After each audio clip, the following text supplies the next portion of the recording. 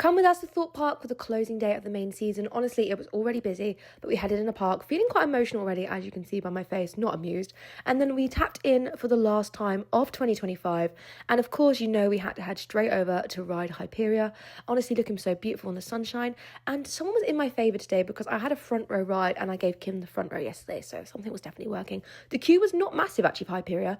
We then rode Soar for the last time in 2025. Bye, Billy. Won't miss you, King. Then I forced Kim and Cal obviously to go and ride Depth Charge, followed by a ride on the Swarm.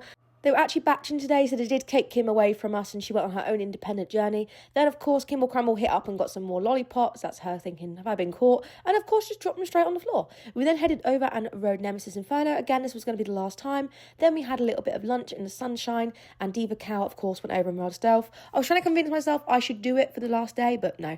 And then we had a little funeral for Diva Cow's glasses, RIP King.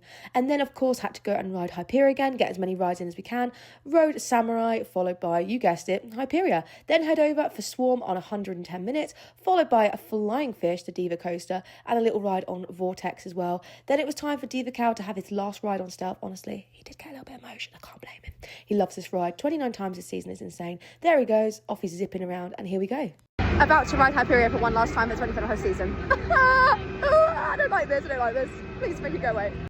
So, of course, this is us then riding Hyperia for the last time of the season, and that is the last step up the steps just there. Feeling quite emotional and very sad as we are going to miss Thorpe Park, but it definitely doesn't hit as hard as it does for Towers for us.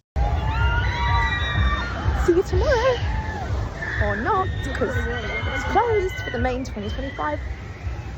I was going to swear, season. And here's us just soaking in the beautiful skyline one last time. And then I did get forced to go on Depth Charge, but I will be posting a separate video on that one because it was quite interesting.